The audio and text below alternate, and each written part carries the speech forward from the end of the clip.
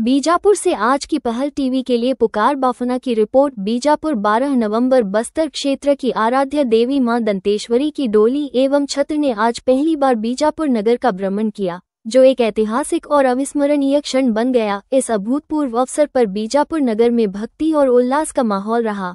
देवी के दर्शन के लिए श्रद्धालुओं का जनसैलाब उमड़ पड़ा। ये पहली बार है जब मां दंतेश्वरी की डोली और छत्र दंतेवाड़ा से बीजापुर नगर में पहुंची है, जिससे स्थानीय लोगों में गजब का उत्साह देखा गया। नगर के प्रवेश द्वार से ही डोली और छत्र का भव्य स्वागत किया गया। पारंपरिक नृत्य, ढोल नगाड़ों और जयकारों के साथ शोभायात्रा निकाली गई।